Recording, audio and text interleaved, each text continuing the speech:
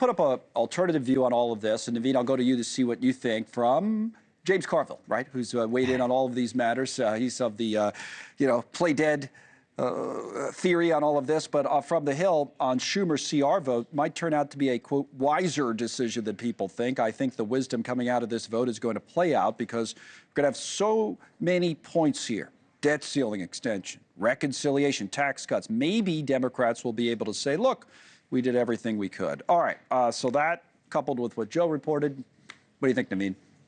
Well, I think the idea of play possum strategy is disastrous on so many levels. I think, first of all, I think it's a terrible alternative for the Democrats. One of the challenges I think for Democrats right now is actually showing not only their base, but actually independents and moderates that they actually believe in something and want to fight for it, not just against Trump, but for a different vision for what America can and should be. And so in that sense, I think the possum strategy is terrible. But more importantly, we're getting more and more data. We're only 2 months into this. And basically everything Donald Trump is doing around the economy and everything Musk is doing is deeply unpopular. And this was a missed opportunity for Democrats to underscore the real harms that Musk and Trump are exacting on the American people.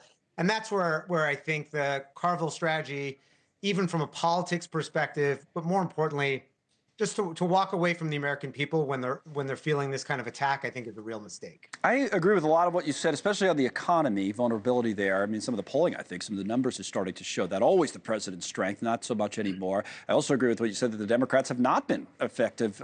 Tony, I'm sure you agree on that part. Have been taking advantage. They haven't been able to do really much of anything with that in terms of, I don't know if it's messaging. Back to Tim Walz, who we played there a clip from earlier, these town halls, talking about messaging during the election. Here's what Walz said. In the last couple weeks of the election, I was in Pennsylvania and North Carolina, and in the countrysides, I saw signs. And it was a sign that was split in half. Trump good, Kamala bad. Trump safety, Kamala crime. And I'm like, Jesus, are we first graders? What the hell? It worked. They made it simple. Okay. I'm not sure if that's a compliment or not, but they made it simple. Tony, what would you say about that from your perspective on the messaging on both sides?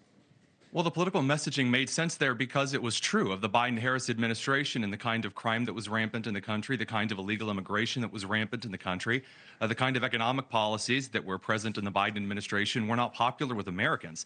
And so what you're seeing in Tim Walz right now is the opposite of the James Carville strategy, is the going on offense, as he talked about on the podcast with Gavin Newsom, talking about how they needed to get out there and make it very clear. They did that during the last election. They accused Republicans of being extreme threats to the country. They accused Republicans of being everything but the kitchen sink, and it didn't work at the polls. And so now, amid, I know that, of course, my counterpart mentioned the economy, which Trump's a little shaky on as far as the polls are concerned. There are several other areas, including the federal waste, fraud, and abuse that are being cut or looked at that are popular with voters. And so if you try just going all out and doubling down with the Jasmine Crockett AOC strategy, that's really not popular among independents, no matter how much those hosting the town halls would like to pretend otherwise. That is kind of an interesting conversation. I guess the only thing, Navin, I would add to that on the issues. At the time, one of the issues for the Democrats was their positions on some of these issues weren't popular with voters, and the issues that they thought were important weren't popular with voters. That what you just talked about, Tony, could be broadly characterized, I think, as democracy, right?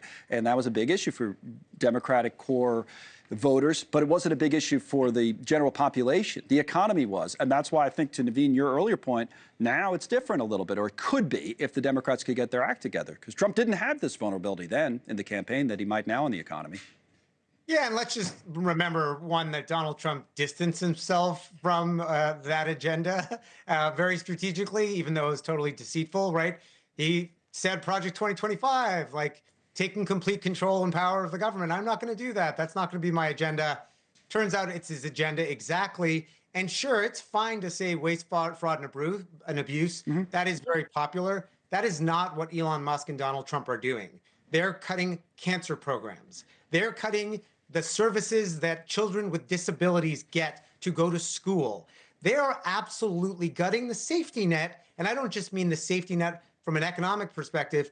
The basic notion that when you eat your food, you feel confident that it's been inspected and it's safe. When you get on a plane, that plane is going to fly and be safe. all of these things are being gutted recklessly and irresponsibly. Thanks so much for watching. Just go to joinnn.com to find News Nation on your television provider. And don't forget to click the red subscribe button below to get more of News Nation's fact-driven, unbiased coverage.